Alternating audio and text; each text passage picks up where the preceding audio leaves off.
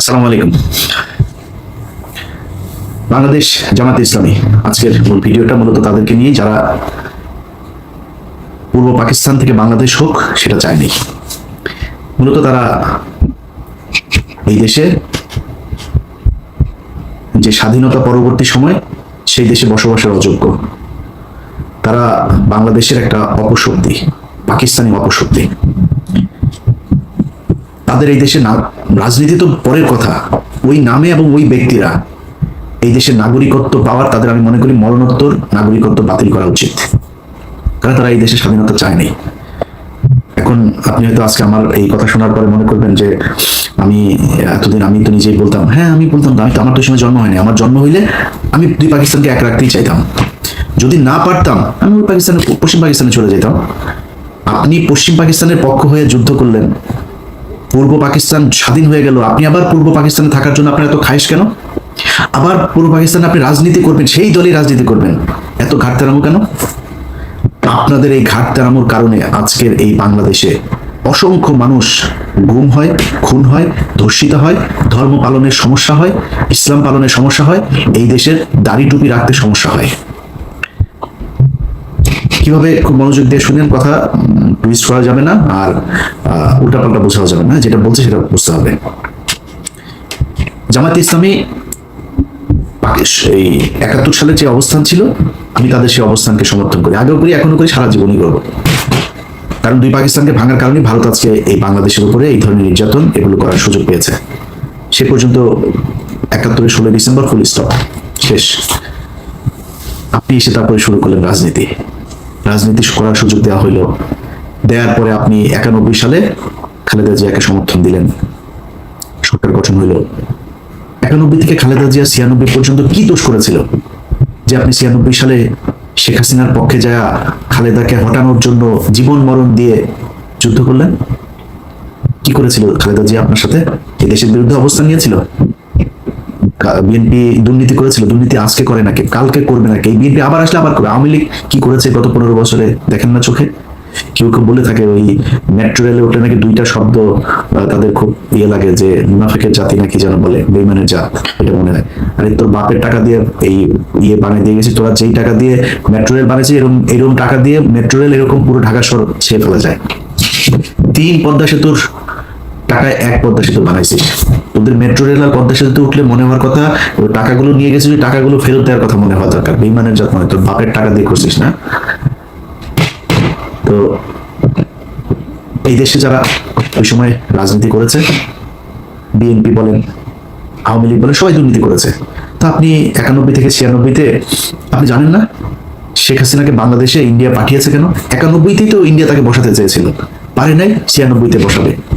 আপনার এইটুক দূরদর্শিতা নিচে চুল গজায় নেয় আপনার, যে আপনি বুঝেন না যে হাসিনাকে দিয়ে তারপরে এই দেশটাকে ভারত নিয়ন্ত্রণ করবে।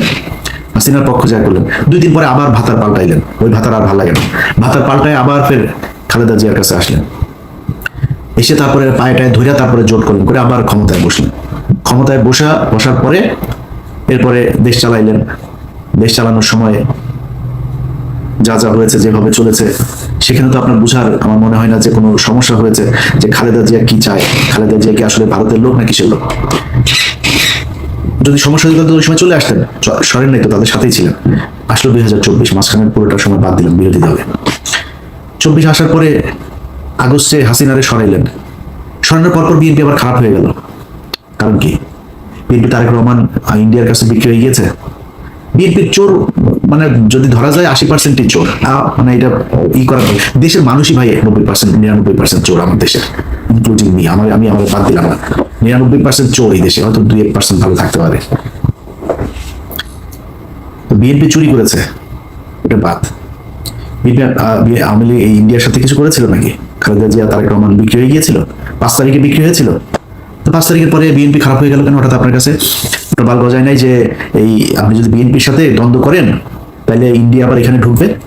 আসে আপনি বললেন যে আপনি কি সবাই মাফ করে দিয়েছেন আপনি আওয়ামী লীগকে। আচ্ছা, সমস্যা কি? ভিডিও টিডিও আছে নাকি ভাইয়ের কাছে?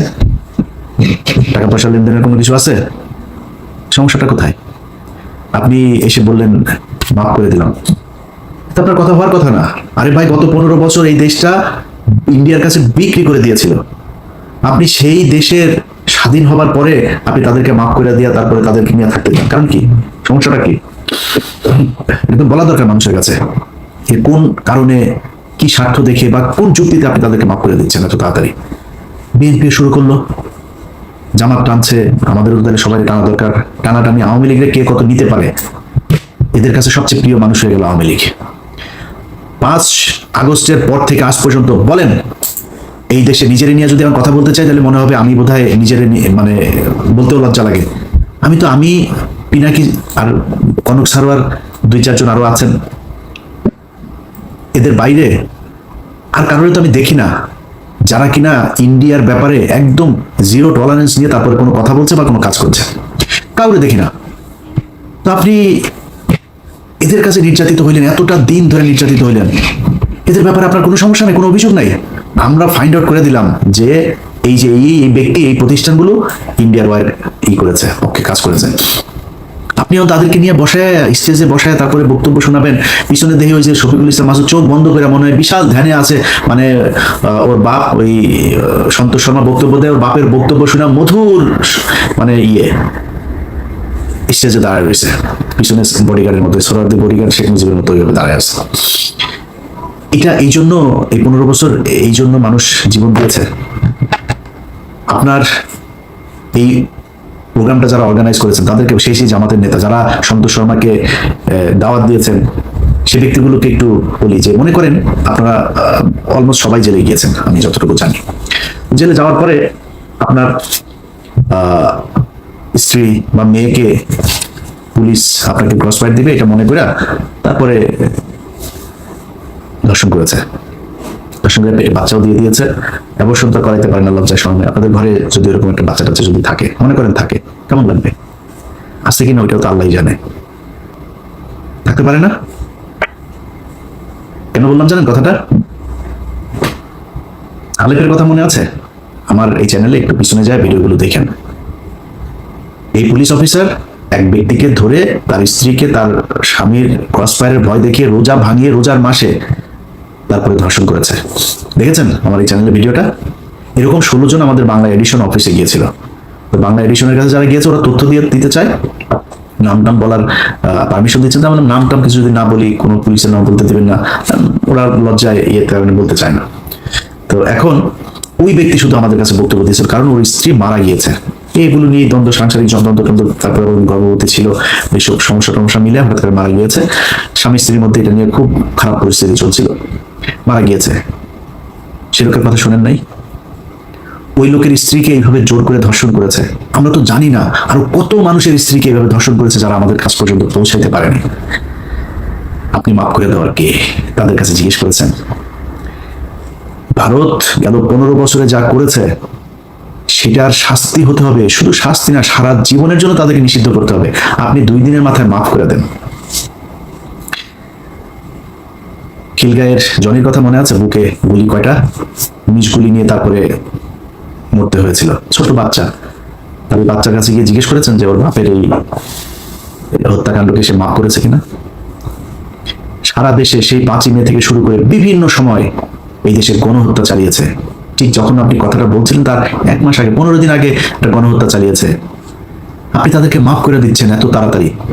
নিশ্চয়ই চাচা মিয়া ভিডিও কোনো মমতাজ কারোর সাথে মনে আকাম কুকামের কোনো ভিডিও আপনার আছে আওয়ামী লীগের কাছে বা রায়ের কাছে, এই জন্য আপনি বক্তব্য দিতে বাধ্য হয়েছেন। ওইটা আপনার বক্তব্য হওয়ার কথা না। আমি একজন মানুষ হিসাবে, সুস্থ মস্তিষ্কের একটা মানুষ হিসাবে এটা আমি মনে করি না। হয় আমি পাগল হয়ে গেছি, নাহলে আপনার কোনো ভিডিও কিছু একটা আছে, নাহলে আপনি মাফ করতে পারেন না।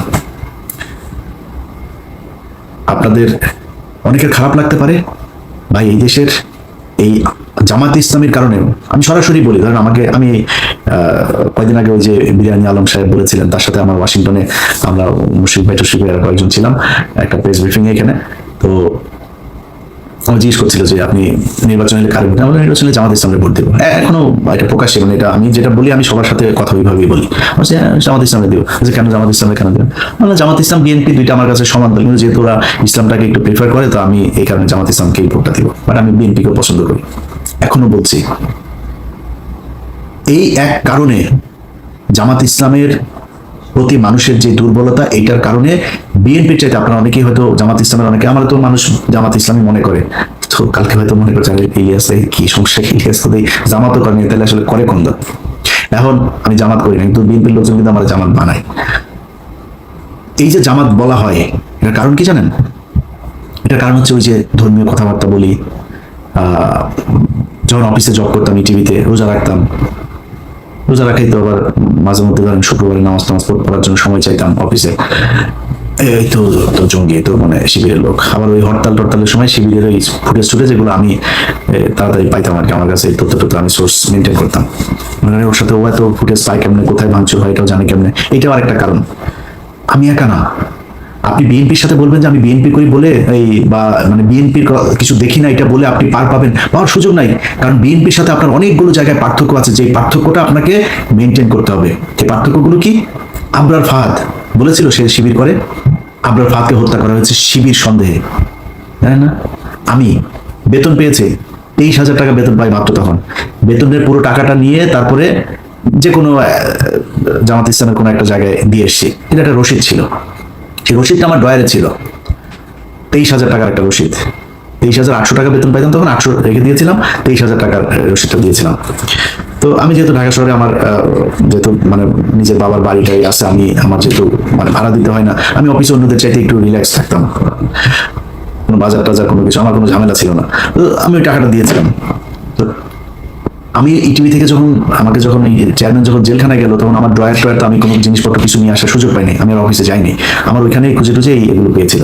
ওই রসিদটা নিয়ে ডিবির মনিরের কাছে দিয়ে এসেছিল আমাদের 21 টেলিভিশনের অখিল পোদ্দার। আমার অনেক ঝামেলা হয়েছে ভাই, শুধুমাত্র এই জামাতের পক্ষে কথা বলা কিংবা জামাতের মতো করে কথা বলার কারণে। এই দায় আপনাদেরকে নিতে হবে। আবরার ফাহাদ মারা গিয়েছে, এই দায় আপনাকে নিতে হবে।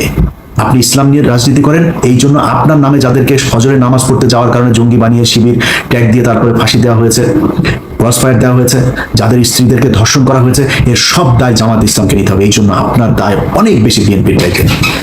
বিএনপি তো ভাই খালি খালেদা জিয়া, তারেক রহমান, জিয়া পরিবার বাদ দিলে বিএনপির 90% মানুষের সাথে আওয়ামী লীগের কোনো পার্থক্য নাই। আপনি যদি নাকি এই ভারতের ইস্যুটার সামনে নিয়ে এসে যদি বলেন, ভাই বিএনপির বহু মানুষ আছে। এই যে সালাউদ্দিন দেখেন না, সালাউদ্দিন ইন্ডিয়াতে ধরে নিয়ে গিয়েছিল, আমরা জানি, ধরে নিয়ে যে তাকে গুম করেছিল, ওই গুম হয় নাই, ওই বাংলাদেশের মানুষকে গুম করছিল। ইন্ডিয়াতে বসে আসে আমাদের সাথে ফোনে কথা বলে, আমার সাথে অনেকবার কথা হয়েছে, ইন্ডিয়াতে বসে থেকে কথা বলে আমার সাথে, অনেক ইনস্ট্রাকশন দিত, ভাই এরকম করে এরকম এই সেই। আমি খুব অবাক হইতাম যে ইন্ডিয়াতে বসে সে কথা বলে, তারে কিছু বলে না। তখন কিন্তু আমরা এটা নিয়ে আলোচনা করতাম যে সমস্যা এটা আসলে ইন্ডিয়া নিয়ে গিয়েছে বাদ ধরানোর জন্য, সে আসলে রয়েরই লোক, ওইখানে নিয়ে তাকে ট্রেন আপ করা হচ্ছে বিএনপিকে, যাতে সে দেশে গিয়ে তারপরে সার্ভিসটা দিতে পারে। সেই সার্ভিস এখন এসালাম টেসালাম এদের সবাইকে বাঁচায় সালাউদ্দিন শেয়ার দিচ্ছেন। তো বিএনপির যদি আপনি তারেক রহমান, খালেদা অর্থাৎ জিয়া পরিবারের বাদ দেন, আমি জানি না ভাই কয়জন খুঁজে পাবেন সেখানে ইন্ডিয়ান লোক। মির্জা ফখরুল এই দলের দ্বিতীয় পার্সন, তার মতো লোক ভারতীয় এজেন্ট। এরপরে আর কে কোথায় আছে আমরা জানি, এটা নিয়ে আজকে কথা বলছি না, যেহেতু আজকে ওটা বাদ। তো মানুষের প্রত্যাশা জামাত ইসলামের উপরে অনেক বেশি, বিশেষ করে ভারতের ক্ষেত্রে, কারণ ভারতের সাথে আপনারা 71-এ হেরেছেন। এই গত কয়েক বছরে আপনাদের কয়েকজনকে হত্যা করা হয়েছে। 15 বছর আপনাদের যেসব শিবিরের ছেলে পেলে আছে, জামাতের লোকজন আছে, তাদেরকে প্রচন্ড কষ্ট নির্যাতন সহ্য করতে হয়েছে। এই কষ্ট আপনাদের উপরের এই তাহের ঠাকুরের মতো, এই তাহের মিয়ার মতো এরকম 2-4 জন রয়ের এজেন্টকে নিয়ে আপনি এই পুরো দেশের সব মানুষকে বিপদে ফেলতে পারেন না। জামাতে ইসলামকে নিয়ে অনেক কিছু বলার মতো সুযোগ ছিল, কিচ্ছু বলি নাই। আপনি জানেন এটিএম আজহার এখনো পর্যন্ত জেলখানায় আছে। বাংলাদেশের মানুষকে বিষয়টা বলি, কেন আছে জেলে জানেন? জেলে আছে জামাত ইসলামের কয়েকজন নেতার কারণে। তারা ইচ্ছা করে তাকে জেলখানায় রেখেছে, তারা চায় না সে ছাড়া পাক।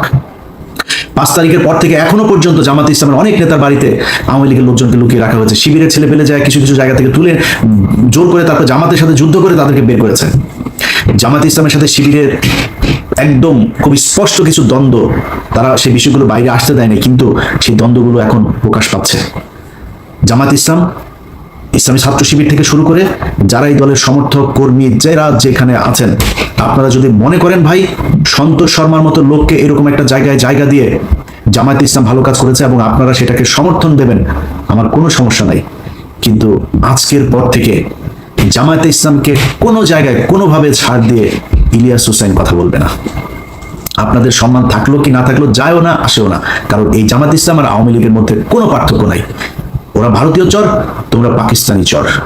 আমরা পাকিস্তানের সাথে প্রচন্ড ভালো সম্পর্ক রাখতে চাই, কিন্তু তুমি পাকিস্তানের হয়ে এই দেশের বিরুদ্ধে, মানুষের বিরুদ্ধে যুদ্ধ করে তারপরে এই দেশে এসে রাজনীতি করবা, রাজনীতি করতে এসে যখন যার দিকে মনে চায় তার পক্ষ হয়ে কাজ করবা, আর তোমারে আমরা কোলে তুলা তুলা নাচবো, এটা মনে করার কোনো কারণ নাই। এই কারণেই আজকের ভিডিওতে সব শেষ যেটা বলতে চাই, তোমাদের এই গত 15 বছরে তোমার দলের ভেতরে যত মানুষজন নির্যাতন সহ্য করেছে তাদের কাছে পারমিশন নিয়ে তারপরে সন্তোষ